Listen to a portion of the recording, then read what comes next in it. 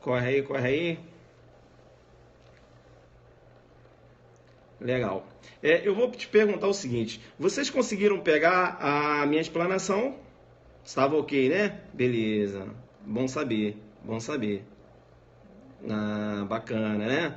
Isso eu percebi, por isso que eu continuei, né? Legal, então. Bacana, bom saber. Voltei então. Então vamos aqui acabar nossa revisão aqui acerca desse tema. Então veja, então o que eu falei? Veja, foi proposta uma ação penal, considerando que um jovem de 18 anos tinha mantido relação sexual com a menina de 13 anos, tá certo?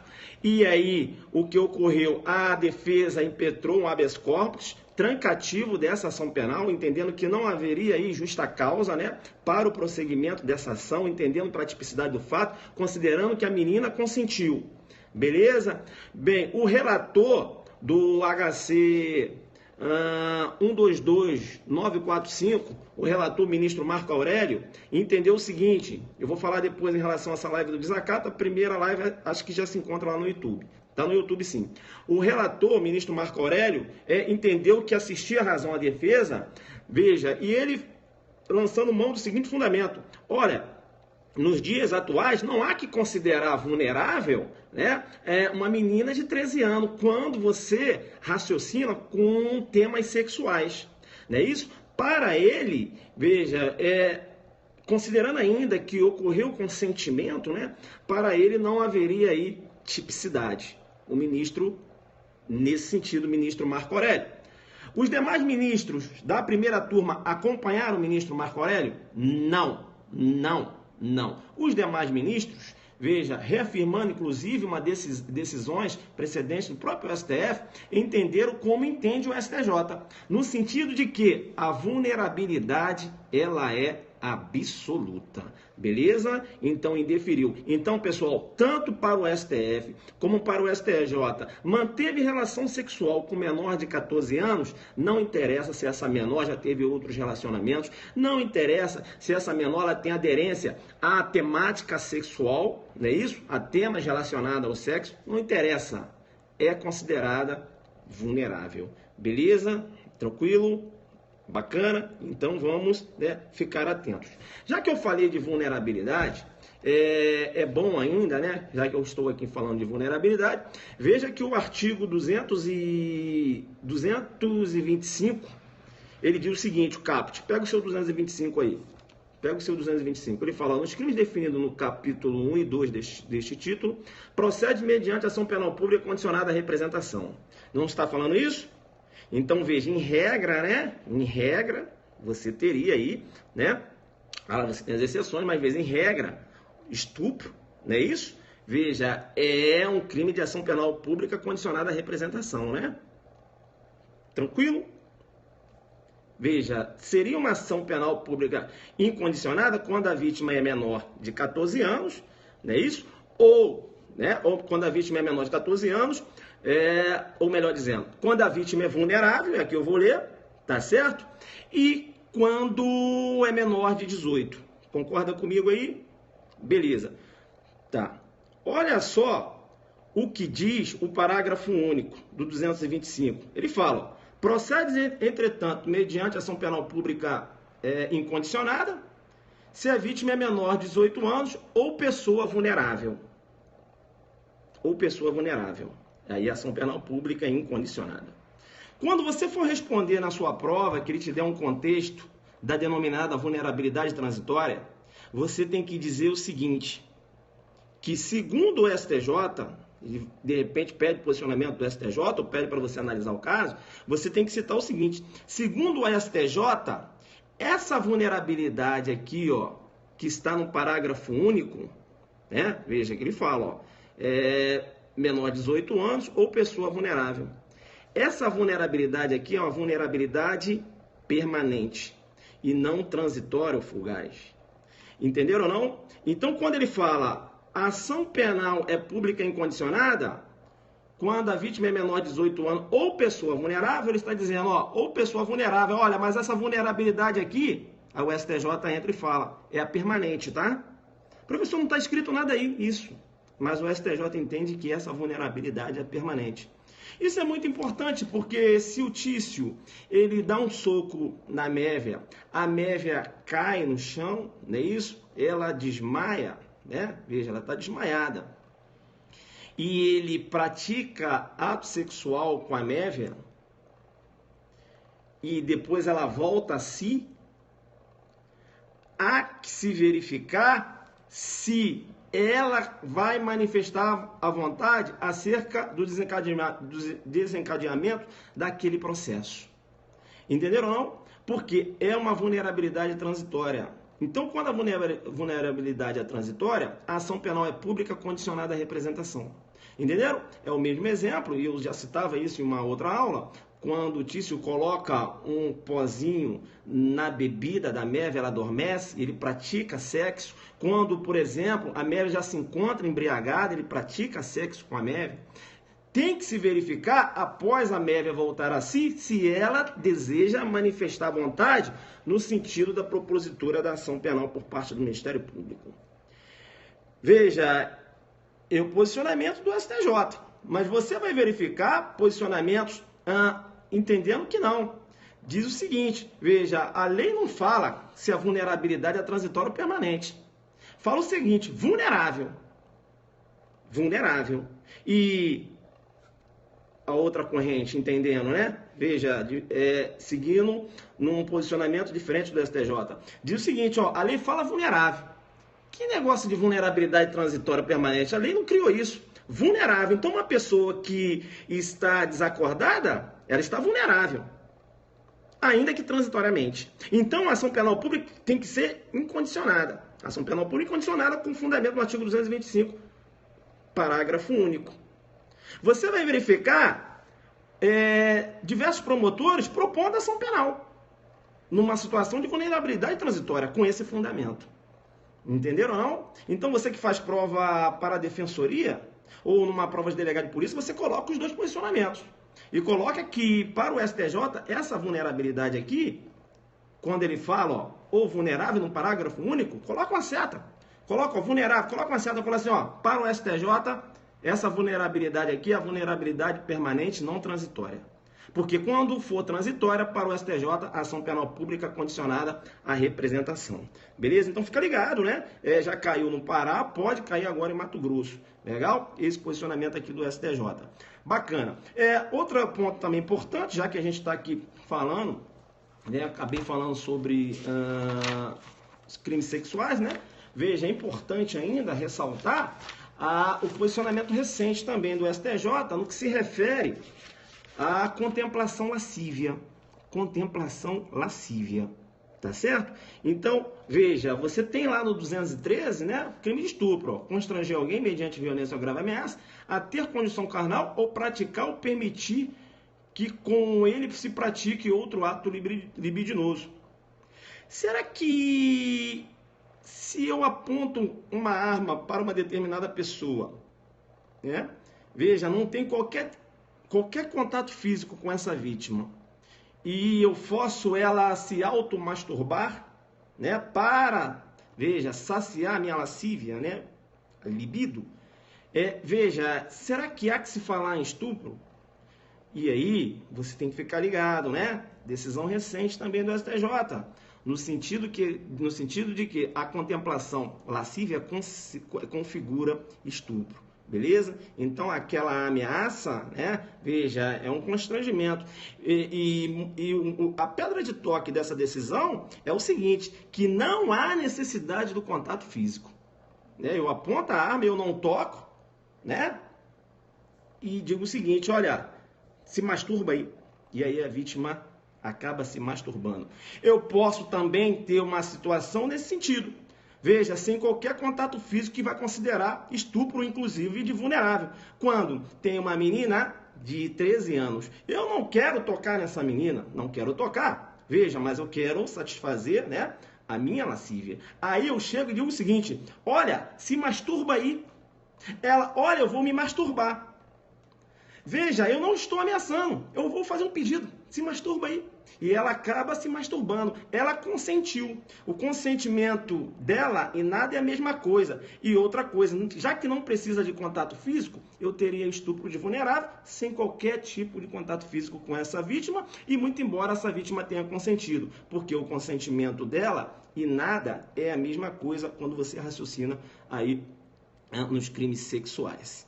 Legal? Bacana? Tranquilo, né? Bacana. Então é importante. Outro julgado importante também, já para a gente fechar aqui, pois não deu muito tempo, é acerca da comprovação da menoridade dessa vítima.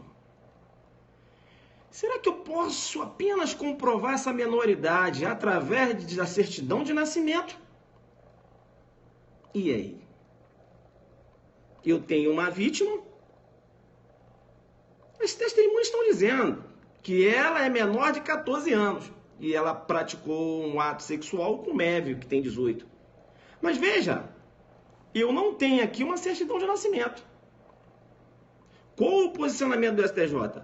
Para o STJ, a prova da menoridade da vítima pode ser, veja, pode ser constatada, né? Através de outros meios, não necessariamente a certidão de nascimento. Entenderam ou não? Então, se você tem testemunhas que assistiram a vítima a nascer, né? E essas testemunhas assistiram a vítima a nascer, e veja, essa vítima tem, né, 13 anos. É a idade da minha filha, nasceu junto com a minha filha. Olha aí um depoimento testemunhal, não é isso? Não, isso é informativo, né? Não é súmula, não. Informativo, tá certo? Então, veja, eu posso provar através de outros meios, não necessariamente a certidão de nascimento, tá? Então, também, olha, e aí você conseguindo comprovar que a vítima é menor de 14 anos, você tem aí o contexto da vulnerabilidade, né? De forma absoluta. Bacana, então, pessoal. Hoje, realmente, eu vou acabar, né, o delito de desacato. A informação aqui era rápida, realmente. Hoje eu não tenho tanto tempo aqui, eu tenho que acabar um trabalho que estou fazendo. Isso, informativo, né, da menoridade da vítima, informativo 563 de 2015. O Pompeu está muito ligado, né? Bacana. Essa questão da automasturbação, você forçar a vítima a se automasturbar, que é a contemplação lascívia, foi uma decisão recente também agora, tá? Que pode cair na sua prova. E também ficar ligado também com a questão da vulnerabilidade absoluta, né? Também na visão do STF, andando de mãos dadas lá com o STJ, no sentido que a vulnerabilidade é absoluta, né? Veja, não interessa se a vítima ela já tinha conhecimento de assuntos sexuais, não interessa. Menor de 14 anos, menor de 14 anos, você tem estupro de vulnerável, beleza? STF, STJ, nessa pegada. Então, cuidado, porque chega na prova e fala segundo STF, aí você, caramba, eu sei até dessa decisão, mas quem defende isso é o STJ. Será que o STF tem um posicionamento diferente? Aí você vai dançar. Numa prova discursiva, para você demonstrar conhecimento, você pode citar, né? O julgado, você pode falar em decisão recente, quando na análise de um habeas corpus, né? Aí você vai falar a primeira turma do STF, veja, a primeira turma, ela indeferiu o habeas corpus e foi por maioria, porque o relator, o ministro Marco Aurélio, entendeu que não há que se falar em vulnerabilidade absoluta, né, considerando os dias atuais. Você demonstrando que você conhece, que você estuda julgado. A sua prova vai ser diferenciada da prova do seu concorrente, né? A vulnerabilidade, que a vulnerabilidade é absoluta, ponto não, irmão. Né? Aí, se der um espaço, você, né, estende. Fala um pouco da vulnerabilidade transitória, né? É importante ressaltar que, no que se refere ainda à vulnerabilidade, o STJ tem posicionamento de que nos crimes em que há a vulnerabilidade transitória, né? O estupro, quando você tem aí a vulnerabilidade transitória, não é isso? Ação penal pública condicionada à representação. E que lá no 225, parágrafo único, quando ele fala vulnerabilidade, para o STJ, veja, aquela vulnerabilidade é a vulnerabilidade permanente. Professor, me dá um exemplo, então, de vulnerabilidade permanente. Joga duro comigo, eu te dou um exemplo. Eu vou jogar duro com você e vou dizer o seguinte, quer ver uma vulnerabilidade permanente? deficiência mental. Entenderam? Deficiência mental. Então, ele se aproveita de uma pessoa que é deficiente, né? Pessoa que tem uma deficiência mental e pratica sexo com essa pessoa. Aqui é a vulnerabilidade permanente. Esse vulnerável aqui, a ação penal vai ser pública e incondicionada. Entendeu? Vulnerabilidade permanente. A transitória é aquela que ele fica vulnerável um certo tempo e depois volta a si. Tá certo? Bacana, bacana, bacana, bacana.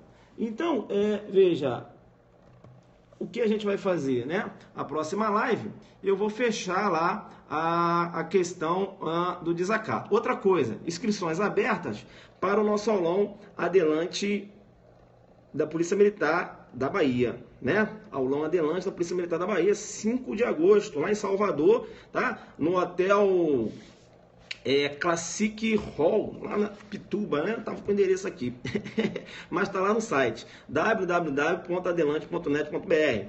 Ailton Zucchi, Direito Penal, legislação extravagante e a legislação também ligada à igualdade, gênero e raça. Aí é minha especialidade. Direito Administrativo, professora Ana Cláudia Campos, plantão da Claudinha. Direito Constitucional, professor Cristiano Lopes, não é isso? Teremos ainda professor de Direito Direito Constitucional, já falei, né? Veja, professor de português, história, geografia, raciocínio lógico, matemática. Todos esses professores lá de Salvador, professores conhecidos. A gente vai para arrebentar nesse aulão. Outro detalhe, o aulão Adelante Mato Grosso. Vai ter o aulão, né? Pode fazer sua inscrição, vai ter o aulão. Professor, se mudar a data da prova, eu já falei, a organização do aulão já entendeu por também mudar a data do aulão. Beleza? A gente vai mudar também. Não tem jeito de fazer o quê? Tem que mudar. Né? Mudou a prova, a gente vai mudar a data do aulão também. Então, o aulão Adelante, delegado de Mato Grosso, ele vai ocorrer. Veja, aí a gente vai trabalhar em cima dessas jurisprudências aqui. E a pegada é essa. Entenderam? Isso. E a próxima live, vamos tentar fechar o delito de desacato. Por quê? Eu vou precisar de 1h20 para fechar. E os alunos aqui no DF Copa Café, vamos voltar também com esses aulões. Beleza, então, pessoal? Tranquilo, né? Isso, né? A gente está aqui bombando as revisões, né? Mostrando como você responde uma prova discursiva, mostrando o posicionamento tanto do STF como do STJ, né? Andando de mãos dadas nesse ponto. É isso? A pegada é firme, né? Não pode ficar de bobeira. Beleza? Então eu falei para vocês. Todo mundo falando do desacato, né? Mas ninguém mergulhou no delito, né? Para analisar. Falar que o desacato continua com a roupagem criminosa, o STF acabou de falar, o STJ, né? Mas isso aí, e aí? É possível uma pessoa embriagada cometer o crime de desacato? Tem correntes? Tem divergência? Estudo é pesado, guerreiro.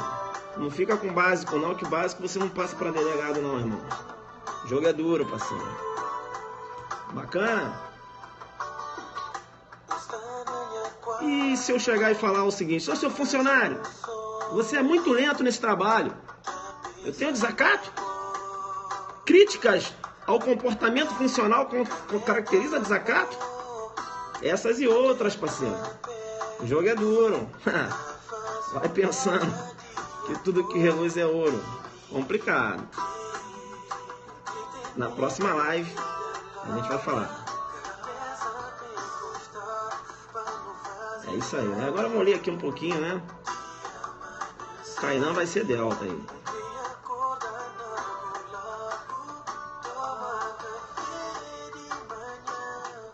Bacana, né? O número do julgado eu dei pra vocês, né?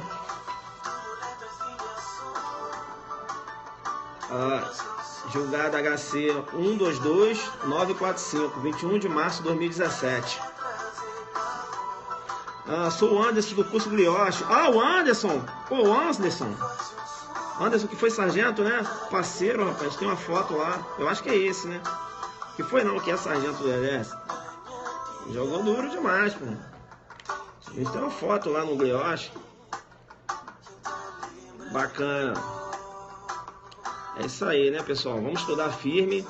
Tá? Aulão da Polícia Militar da Bahia, entra lá no site www.adelante.net.br. Tiramos uma foto, sim, eu lembro, pô. Lá no Bioche, né? Contemplação lascívia, hein? Não vai cair nessa não, hein? Configura estupro, hein? Né? Fica ligado.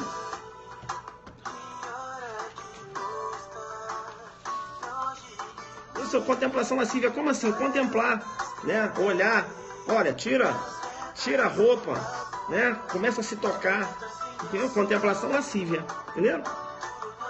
Joga duro.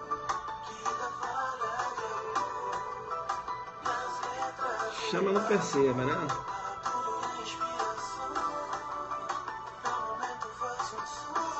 Fizer fogo.